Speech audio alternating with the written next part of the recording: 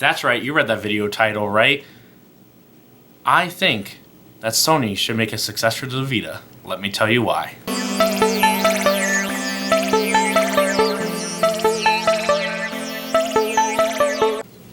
First of all, it's no secret that I love the Vita, right? It's no secret that I carry it with me almost all the time. Like, it is secondary to my iPad, you know what I mean? Like, I have the iPad with me almost all the time. It kind of works as kind of like a laptop for me. But most importantly, you guys know how much I like being portable and how much I like playing gaming on the go. I'm a huge fan of games such as XCOM and Uncharted, bigger games being on this small little device that I love so much. Now, Sony has not had a great year with PlayStation Vita. Sony has not had a great couple of years with the PlayStation Vita, and there's a lot of reasons why.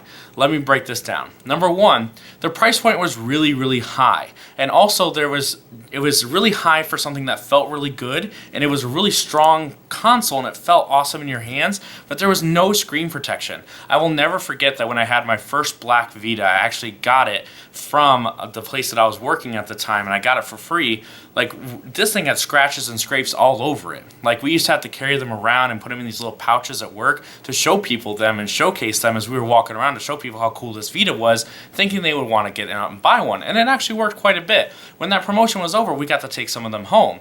I got mine, loved it, and I was so excited to use it, but the problem is that the OLED screen just scraped all the time, and I had so many scrapes on it, I don't know why.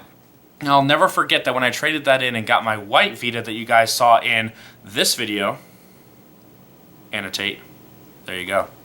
Go watch it. Compares the white Vita to the new slim Vita. It's blue. You'll enjoy it.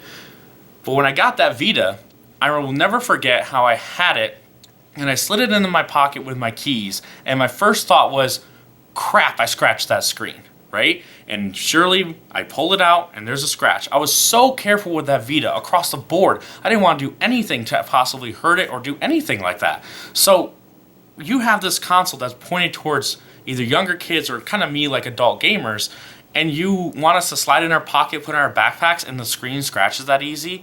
That's not good, especially for a $250 console. You know, it just doesn't make sense.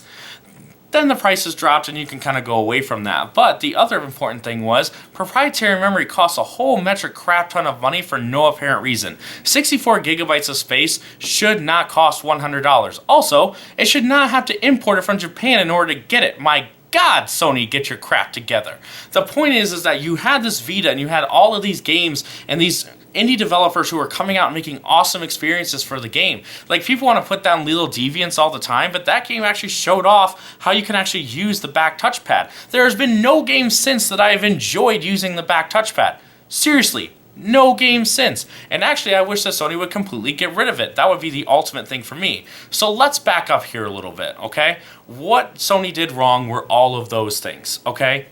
Sony can do better and do it with a new handheld. And what you do is you make it more DualShock shaped. So you actually have the screen here, right like this. You can still make it a square, but you have the DualShock thing at the end. Now here's what I'm thinking. Clamshell. Something like that to cover the screen. So when you put it in your pocket, it's good to go. Maybe have something where you slide out something so you can wrap your big meaty hands around like I have. Maybe. That's just a great idea. Something to think about, Sony. But I think Sony is crazy enough to do this. I think that Sony has the platform to do it. Let me explain why. How crazy would it be to actually have this Vita successor actually work with the PlayStation 4 so when you're on the couch, there's no change. It's not like, oh, I'm changing a controller or anything. No, it's more like the Wii U. You just slide it back down and the screen projects onto here. We know this is capable. We know that the ability is there with the PlayStation 4 because with the PSVR, you have to have two images at the same time. We know that this is possible. So make it happen with a portable device. Make it so I can slide it into my pocket and not have to worry about it. Heck, even the DS idea is a good idea. It doesn't fit my hand perfectly and I can't play it for super long periods of time because it's actually like, you know, awkward even for my big hands. But the graphic fidelity on the DS is horrible. The PlayStation Vita didn't have that. It has the ability to do that. You make it powerful and you market it as, here's our pillars. We have the PlayStation 4 or whatever the PlayStation platform is at the time. We have the VR headset. And then when you're out and on the go, you have that portable system. It's completely possible. And here's the most important thing, Sony. You don't make proprietary memory.